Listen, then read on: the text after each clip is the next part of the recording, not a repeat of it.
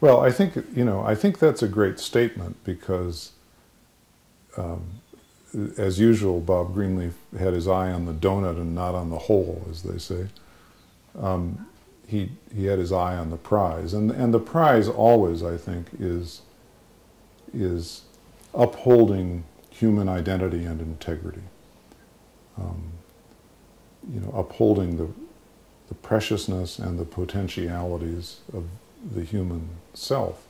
Whenever we fail to do that, it doesn't much matter what else we've done, what a smart book we've published or how much profit we've made.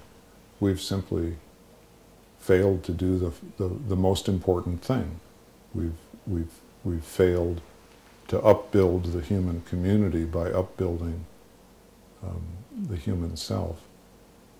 I gave a talk at the Greenlief Center a couple of years ago in which I remember starting with a very personal observation that doesn't often get said about I think about Bob Greenlief. Bob Greenlief is often viewed as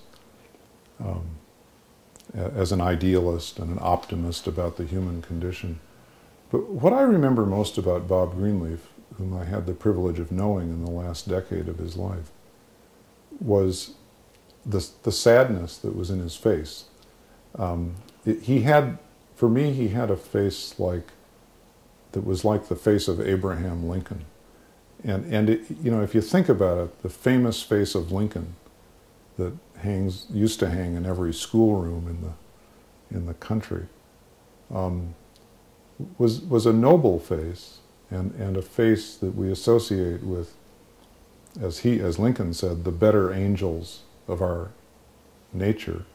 But it was etched with deep sadness about the condition in which we found ourselves and find ourselves. And it seems to me that we need to, in a sense, deconstruct Greenleaf so that he isn't just uttering counsels of perfection, as the sum of the servant leadership material can appear to be or sound like. But we look at the man himself and see that he was standing in the tragic gap and feeling the sadness of, especially as he neared the end of his life, of knowing that he would never see that gap close, the gap between the way things are and the potentials that we have within us. So I want to say that servant leaders must have a noble vision. Servant leaders must know how to uphold the preciousness of the human self and the human spirit. And servant leaders must be prepared to grieve the fact that on one level all of that is impossible to do in our world of space and time.